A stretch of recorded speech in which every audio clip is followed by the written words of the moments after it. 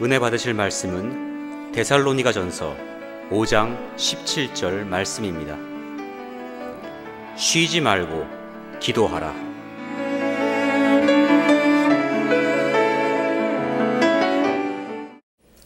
끈기와 호소력이란 제목으로 말씀해 드리겠습니다. 자기의 사정을 알리거나 해결받기 위해 남에게 간곡하게 말하는 것을 호소한다 또는 하소연한다 라고 말합니다. 호소하는 것이 효력을 발생할 때 호소력이 있다고 말합니다.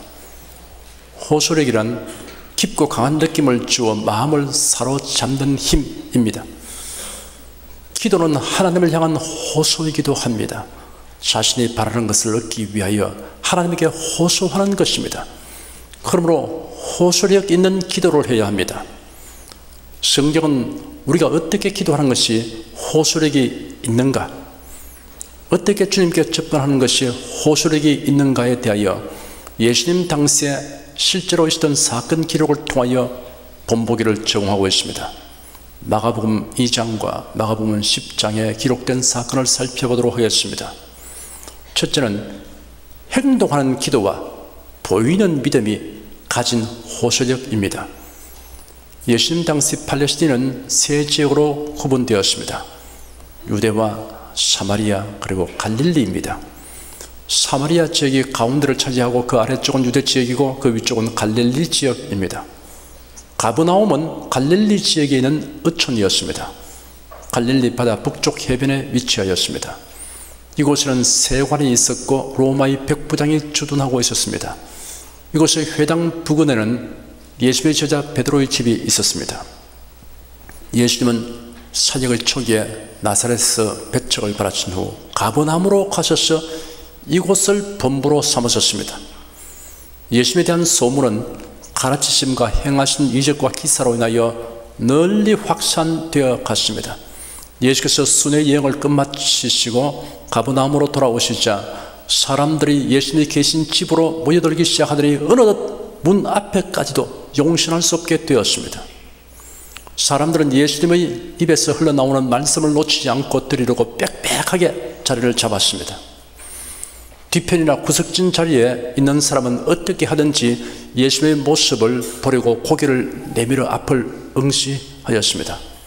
그때 들것에 누운 사람을 운반하고 오는 사람들이 나타났습니다. 그 들것에 실려있는 사람은 중풍병자였습니다.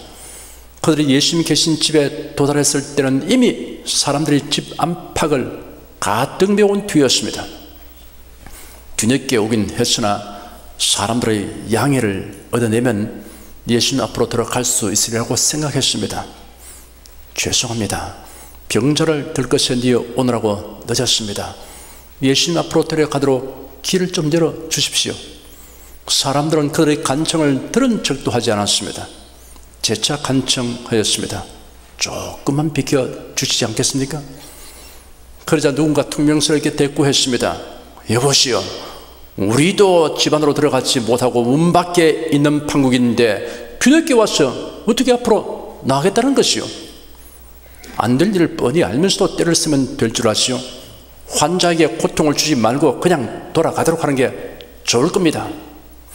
중풍병자와 그를 메고 온 네 사람은 여기서 좌절하고 포기하여 돌아가든지 계속 예수님 앞으로 나아갈 길을 모색하든지 둘 중에 하나를 선택해야 했습니다.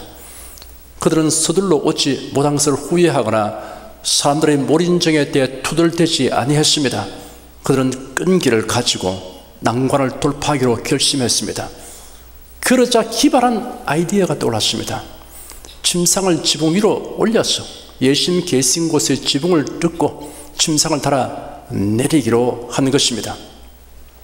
그들은 기상천외한 행동을 감행하기 시작했습니다. 중풍병자가 누운 침상을 지붕 위로 가져갔습니다. 당시의 서민 가옥은 대개 흑벽돌로 지었습니다. 흑벽돌은 진흙으로 만들어 햇볕에 말린 것입니다. 지붕을 덮기 위해서는 먼저 벽에서 벽까지 튼튼한 대들보를 가로지르고 갈대를 놓은 다음 마른 풀로 덮었습니다. 그 위에 진흙과 모래와 자갈을 섞어 덮고 굴림대 돌로 평평하게 다졌습니다. 그 위에 기와를 덮기도 하였습니다. 따라서 지붕은 일종의 평평한 옥상으로서 밖으로 나 있는 계단을 통해 올라가게 되어 있었습니다. 이 지붕은 다목적으로 사용되었습니다. 곡식이나 과일을 말리는 장소로도 사용되었습니다. 다락방을 드리는 경우도 있습니다. 이러한 가옥 구조를 생각해 볼 때 그 사람들이 중풍병자가 누운 침상을 지붕 위에까지 운반하는 것은 무척 힘들긴 하였지만 그리 위험한 일은 아니었습니다. 그 다음의 행동이 기발했습니다. 그들은 예수님 계신 곳을 어림잡아 지붕을 뜯기 시작했습니다. 아무리 조심스럽게 작업을 한다고 해도 그 방 안에 있는 사람들이 어떤 상황에 처했을 것인가는 상상하기 어렵지 않습니다. 예수님이 계신 곳의 지붕에서 요란한 소리가 들리기 시작하더니 먼지와 흙덩이가 쏟아져 내렸습니다. 예수님은 말씀을 멈추었고 영문을 모르는 자들은 매우 당황하였습니다. 그런 사이에 벌써 천정에는 커다란 구멍이 뚫어졌습니다. 모든 사람의 시선이 뚫어진 천정에 집중되었습니다. 그 순간 사람들이 아연실색하였습니다. 횡만이 뚫어진 천정 위에서 네 사람이 아래를 내려다보고 있었습니다. 그 집의 주인이 마리아인지 베드로인지 혹은 다른 제자인지 알 수 없습니다. 다만 사람이 누운 침상을 그대로 달아내릴 정도로 지붕을 뜯었으니 그 집 주인의 심정이 어땠을 것인가 역시 짐작할 만합니다. 기이한 것은 아무도 그들의 작업을 만류하지 아니하였다는 것입니다. 그리고 예수께서 동요하지 않고 집안에 그대로 계셨다는 사실입니다. 지붕 위의 네 사람은 이만하면 됐다, 자 침상을 달아내리자 라고 말했습니다. 집안에 있는 사람들의 시선은 계속 뚫어진 천정에 집중되었습니다. 지붕 위의 네 사람이 침상의 네 모서리에 줄을 단단히 맨 다음 드디어 침상을 아래로 내리기 시작했습니다. 그들이 달아내리는 것은 침상만이 아니라 그 위에 누운 중풍병자까지였습니다. 조심하여 보조를 잘 맞추어 줄을 서서히 넣어줘야 합니다. 자칫 실수하면 중풍병자를 떨어뜨려 죽게 할 수도 있습니다. 그들의 표정은 긴장되었고 이마에는 땀이 송골송골 맺혔습니다. 예수님의 제자들 중에 야고보와 요한 형제는 저 무례한 것들 도대체 누구냐 하며 팔을 걷어붙이고 나서고 싶었을 것입니다. 야고보와 요한은 예수님 일행이 지나가는 것을 막는 사마리아인들에 대하여 하늘에서 불이 내려 태워버리도록 하나님께 구하자고 제의했다가 예수님의 책망을 받을 만큼 과격한 성격의 소유자들이었습니다. 예수께서 야고보와 요한을 보아너게라고 불렀습니다. 우리의 아들이라는 뜻입니다. 예수는 이 무례한 일을 행하는 사람들을 꾸짖거나 혹은 그 자리를 피해 나가시지 않으시고 오히려 침상을 달아내려는 사람들을 관심 깊게 바라보셨습니다. 예수께서 먼지를 뒤집어 쓰고서도 이 사람들의 행동을 유심히 지켜보고 계시기 때문에 제 아들도 자제할 수밖에 없었을 것입니다. 제 아들이 예수님의 얼굴에 미소가 슬쩍슬쩍하는 것을 보았는지도 모를 일입니다. 드디어 침상이 방바닥에 살며시 내려졌습니다. 이 사람아, 아무리 병이 중한 상태고 낫기를 갈망한다 해도 이렇게까지 무리하게 행동했어야 되겠는가? 예수께서 중풍병자에게 최소한 이런 책망 정도는 하실 것이라고 제 아들은 생각했을 터있지만 예수께서는 도리어 그들이 예상치 못한 말씀을 하셨습니다. 소자야, 네 죄삼을 바라느니라. 그리고는 내가 네게 말한다. 일어나 네 상을 가지고 집으로 가라. 그 순간 중풍병자가 즉시 일어나 그가 지금까지 누웠던 들것을 가지고 집으로 돌아갔습니다. 들것에 의해 운반되어 온 자가 도리어 그 들것을 운반하는 자가 되었습니다. 멋있고 감동적인 모습입니다. 그가 들것에 뉘어 집안으로 들어오려고 했을 때는 한치의 양보도 없던 사람들이 그가 예수님으로 말미암아 죄사함과 병고침을 받아서 나갈 때는 일제히 비켜서서 길을 열어놓았습니다. 중풍병자는 개선 장군처럼 사람들 가운데로 걸어나갔습니다. 썩은 나무 둥치처럼 들것에 누워있던 중풍병자가 예수님의 말씀 한마디에 용수철에 튕긴처럼 순간적으로 벌떡 일어나 들것을 둘둘 말았어 척 둘러매고 힘차게 걸어나갔습니다. 그곳에 모인 사람들은 모두 충격적인 놀라움과 황홀한 두려움을 느꼈습니다. 그리고 일제히 하나님께 영광을 돌렸습니다. 그들은 예수님께서 하나님의 임재를 느꼈습니다. 여러분의 이해를 돕기 위하여 당시의 상황을 그려보면서 자세히 묘사해 보았습니다. 이 사건 기록에서 우리가 유념해야 할 구절이 있습니다. 예수께서 저희의 믿음을 보시고 중풍병자에게 이르시되 소자여 내 죄삼을 바라느니라 하시니라고 기록된 말씀입니다. 우리의 심령 속에 있는 믿음은 보이지 않습니다. 그러나 볼 수 있는 믿음이 되어야 합니다. 야고보서에는 우리 심령에 있는 믿음이 보이는 믿음이 되어야 한다고 강조하고 있습니다. 혹이 가로되 너는 믿음이 있고 나는 행함이 있으니 행함이 없는 네 믿음을 내게 보이라. 나는 행함으로 내 믿음을 네게 보이리라 하였습니다. 그리고 아브라함과 기생 라합을 보이는 믿음의 본보기로 제시했습니다. 아브라함은 하나님께서 너에게 자손이라고 불릴 자는 이삭으로 말미암을 것이다 라고 약속하신 말씀을 굳게 믿었습니다. 그리하여 이삭을 번제로 드리라는 하나님의 명령을 받았을 때 군소리 하나 없이 행동하였습니다. 이런 행동이 보이는 믿음입니다. 기생 라합은 하나님께서 이스라엘 백성들에게 가나안 땅을 주신다는 것을 굳게 믿었습니다. 그래야 멸문지화의 위험을 무릅쓰고 이스라엘 정탐꾼들을 영접하고 숨겨주며 안전하게 도피시켰습니다. 이런 행동이 보이는 믿음입니다. 중풍병자를 침상째로 지붕 위에 올려놓은 네 사람은 예수님 계시고서 지붕을 뜯었습니다. 네 사람은 침상을 달아 내렸습니다. 놀랍게도 예수께서는 그 자리를 뜯지 않고 계셨습니다. 이 무리하기 짝이 없는 사람들을 바라보시며 침상에 내려지기를 기다리셨습니다. 예수께서 보신 것은 그들의 무례한 행위가 아니었습니다. 예수께서 저희의 믿음을 보셨다고 기록되었습니다. 그들의 믿음이 행위로 나타난 것을 보셨던 것입니다. 사랑하는 여러분 믿음을 말과 행동으로 나타내어 보이는 믿음이 되게 하시길 바랍니다. 이러한 태도로 주님께 접근하는 것이 행동하는 기도이며 보이는 믿음입니다. 여기에 주님의 마음을 움직이는 호소력이 있습니다. 둘째는 온갖 방해와 장애를 극복하면서 부러지는 기도가 가진 호소력입니다. 유대인의 3대 명절 중의 하나인 6월절이 가까이 다가온 어느 날이었습니다. 예수께서 제 아들과 함께 예리고를 지나가시게 되었습니다. 온 세상의 죄를 담당하여 십자가 못 박혀 죽게 되는 구속사역을 수행하시려고 제 아들과 함께 예루살렘을 향해 가시는 중이었습니다. 예리고는 예루살렘에서 북동쪽으로 약 60리, 요단강에서 서쪽으로 약 20리 정도의 거리에 위치해 있습니다. 구여리고와 신여리고로 분리되어 있었습니다. 여리고는 팔레스타인에서 가장 오래된 성읍입니다. 여호수아가 인도하는 이스라엘 백성이 요단을 건너 가나안 땅으로 진입할 때 제일 먼저 점령한 성읍이었고 가나안 땅 공략을 전초 기지로 삼았던 곳입니다. 구약시대는 여리고 성 남쪽 약 1.5km 떨어진 곳에 헤롯 대왕에 의해 새 여리고가 세워졌으며 헤롯의 겨울 궁전이 있었습니다. 왕국은 지표가 낮은 정원, 영빈관, 로마식 목욕탕, 공공건물까지 포함하여 호화롭게 단장하였습니다. 여리고는 지중해 해면보다 250m 낮은 곳에 위치하고 있으며 주요한 동서 무역로를 끼고 있어서 중추적인 상업도시가 되었고 예루살렘의 관문 역할을 하였습니다. 비옥한 오아시스가 있는 땅으로 종려나무가 많았습니다. 그래야 여리고는 종려의 성이라고 불리기도 하였습니다. 좋은 향기가 나는 발삼나무도 많았습니다. 여리고라는 이름이 향기나는 장소를 뜻한다고 해석하기도 합니다. 여리고는 팔레스타인 지역에서 가장 아름다운 곳으로 손꼽히었습니다. 6월절 명절이 다가올 때면 6월절을 지키기 위해 예루살렘으로 올라가는 사람들로 붐볐습니다.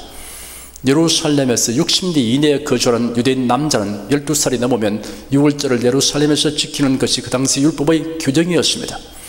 그러나 여러 가지 이유로 가지 못하는 사람들은 6월절 순례자들이 통과하는 거리에 나와서 여행길의 안전을 기원하는 관습이 있었습니다. 그래야 여리고의 거리는 대단한 혼잡을 이루었습니다. 그런데 이러한 무리들과는 달리 매우 초라하고 남루한 한 사람이 여리고의 북문이 있는 곳에 앉아 있었습니다. 그런 시각장애로 사물을 볼 수 없었습니다. 성경은 그 이름을 바디메오라고 소개하였습니다. 바디메오라는 이름에서 바라는 말은 아들이라는 뜻입니다. 그러므로 바디메오는 디메오의 아들이라는 뜻입니다. 우리나라 사람은 가문의 혈통 관계를 확실히 하려고 족보를 만듭니다. 그리고 성과 이름으로 혈통과 대수를 알립니다. 성경에서 성은 한 줄기 혈통끼리 가지는 칭호이고 명은 성 뒤에 붙여 그 사람만을 가리켜 부르는 일컬음입니다. 성으로서 어느 조상의 후손인가를 알 수 있고 학렬자를 넣은 이름으로서 혈족의 대수를 알 수 있습니다. 그리고 한 가게의 시조가 난 고향인 본관이 어딘가를 말함으로 분별을 더 명확하게 할 수 있게 합니다. 예를 들면 저희 성은 조나라 조이며 용자 학렬이며 본관은 하만입니다. 조나라 조씨가 있고 성조씨가 있습니다. 조나라 조는 길게 발음하여 조이고 성조는 짧게 발음하여 조입니다. 처음 인사를 나누면서 통성명하고 보니 두 사람의 성이 모두 조이면 무슨 조이냐고 물으니 둘 다 나라 조일 경우 본관 혹은 관향이 어디냐고 묻습니다. 그리고는 학렬이 무엇이냐고 물으면 어느 편이 대수가 높은 것을 알게 됩니다. 그래서 아저씨 뻘이니 할아버지 뻘이니 말하게 됩니다. 유대인들은 아버지의 이름을 붙여 아들의 이름을 짓거나 누구를 소개할 때 아버지나 조상의 이름을 들먹이는 경우가 있습니다. 요나서 1장은 여호와의 말씀이 아미떼의 아들 요나에게 임하니라 라고 시작되었습니다. 예수님은 시몬 베드로를 향하여 바 요나 시몬이라고 부르셨습니다. 요나의 아들 시몬이라는 말입니다.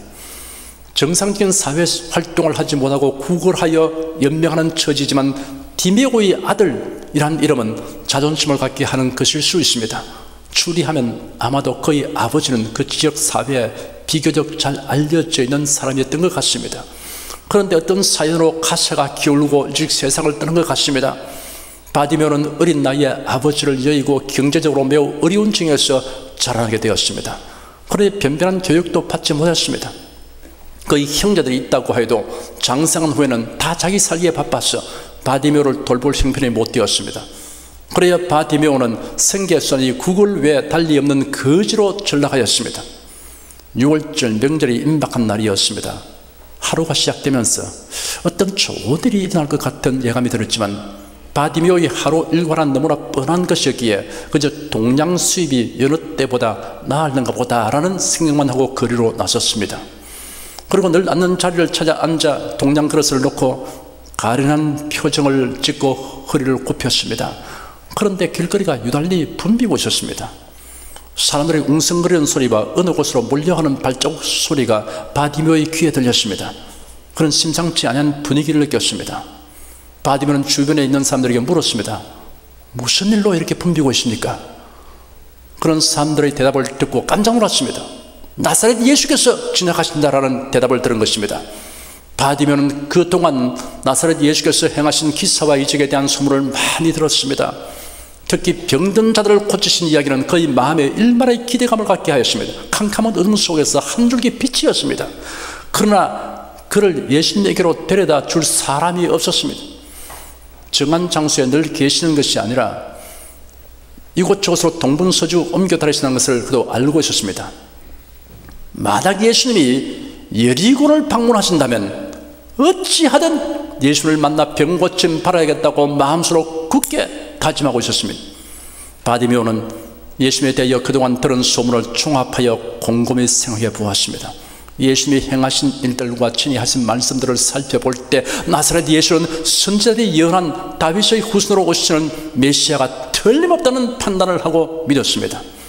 그런데 다윗의 후손으로 오신 메시아이신 예수님이 자신이 구걸하고 있는 여리고로 지금 지나가시고 계시니 그에게는 둘도 없는 절호의 찬스였습니다. 바디메오의 심장은 심하게 뛰었습니다. 그런 모든 신경을 곤두세워 예수님이 가까이 지나가는 순간을 포착하려고 바짝 긴장하였습니다. 사람들의 발자국 소리와 웅성대는 소리가 갑자기 커졌습니다.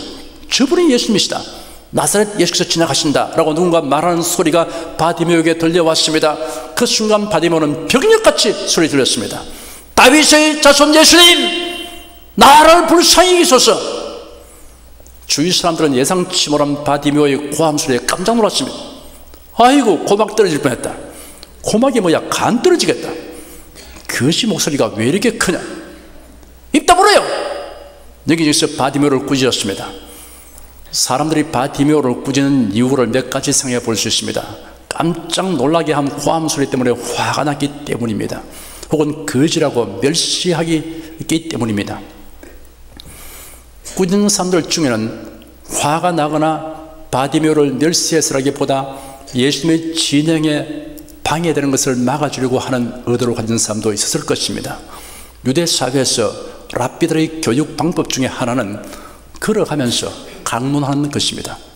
바디메오의 고함 소리가 예수님의 이러한 강론과 진행에 방해가 된다고 판단하여 제지하려고 했을 것입니다. 그러나 이러한 행동은 예수님의 마음과는 아주 동떨어진 것임이 곧장 드러났습니다. 예수께서 발걸음을 멈추시고 바디메오를 부르셨기 때문입니다. 예수님의 제자들도 예수님을 위한다고 하는 행동이 들어 예수님의 뜻과 상반될 때가 있었습니다. 사람들이 예수께서 안수하고 기도하여 주시기를 바라고 어린아이들을 데리고 왔을 때였습니다. 제자들이 그들을 꾸짖었습니다. 왜 이런 자리에 어린아이들을 데리고 옵니까? 데리고 가시오. 그때 예수께서 분노하시며 제자들에게 말씀하시기를 어린아이들이 내게 오는 것을 용납하고 금하지 말라. 하나님의 나라가 이런 자의 것이니라 하였습니다. 바디메오는 윽박지르는 사람들의 소리 때문에 그가 호소하는 소리가 희석되어 버릴 것 같아서 더욱 크게 소리 질렀습니다. 다윗의 자손이여 나를 불쌍히 여기소서. 이 기회를 놓치면 다시는 기회가 다가오지 않을 것이라는 생각을 하며 목이 터져라 하고 외쳤습니다. 제자들과 무리들에게 애워서여 걷고 있던 예수님이 바디메오의 고함 소리를 듣고 걸음을 멈추셨습니다. 제자들에게 저 사람을 불러라 하였습니다. 그러자 사람들이 바디메오에게 안심하고 일어나라. 예수께서 너를 부르신다 하였습니다. 그 말을 듣자 바디메오는 겉옷을 벗어 던지고 펄떡 일어났습니다. 곧장 예수님에게로 갔습니다. 예수께서 자비하신 음성으로 물었습니다. 내가 너에게 무엇을 하여 주기를 원하느냐? 바디메오는 전율을 했습니다. 선생님, 제가 보기를 원합니다 라고 힘주어 대답했습니다. 예수께서 가라, 내 믿음이 너를 구원하였다 하시니 즉시 바디메오가 보게 되었습니다. 그 순간 찬란한 햇빛이 그의 눈으로 쏟아져 들어왔습니다. 눈이 부서져 감았다가 다시 뜨고 예수님을 바라보았습니다. 사랑과 위엄이 충만한 모습이 막막에 뚜렷하게 상을 맺었습니다. 예수님의 가슴에 뛰어들고 싶은 충동을 겨우 억제하고 주위를 살펴보았습니다. 목소리만으로 짐작만 했던 사람들의 얼굴 모양과 표정들을 보았습니다. 눈을 들어 길가에 늘어선 종려나무도 보았습니다. 커다란 손바닥 모양의 갈라진 잎사귀가 바람에 너풀거리는 모습이 몹시 아름다웠습니다. 푸른 하늘과 하얀 구름도. 그런 동안 예수님은 그 자리를 떠나 저만큼 걸어가고 있었습니다. 바디메오는 기쁨과 감격으로 인해 눈에 가득히 고이는 눈물을 손등으로 훔치며 그 뒤를 따르기 시작했습니다.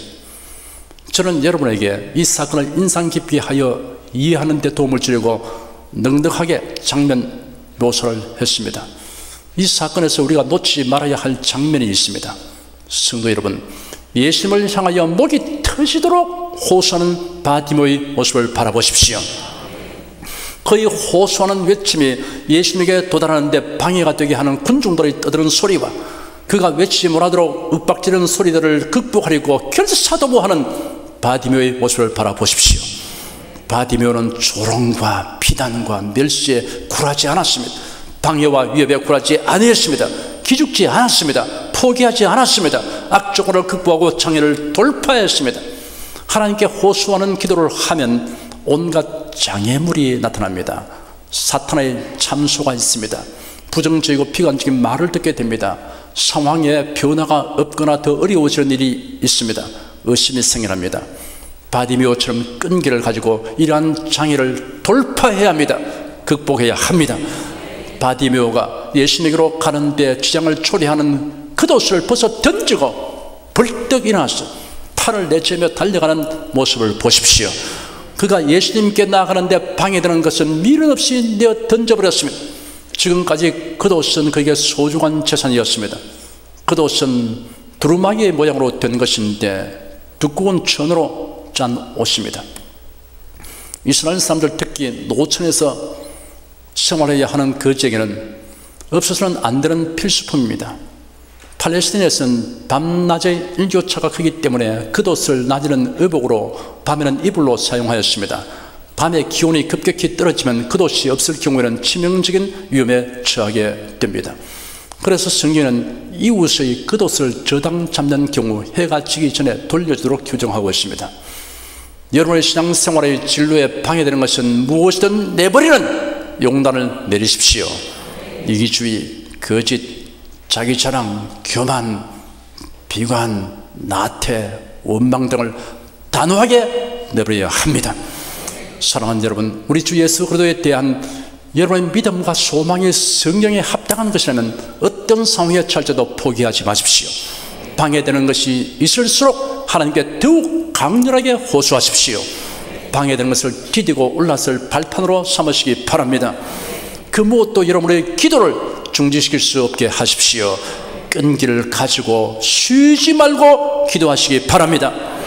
방해되는 것을 극복하고 부러지는 기도는 호소력이 있습니다. 하나님께서 최선의 응답을 주십니다. 여러분은 중풍병자를 메고 온 사람들처럼 끈기 있게 믿음을 가지고 행동하시기 바랍니다.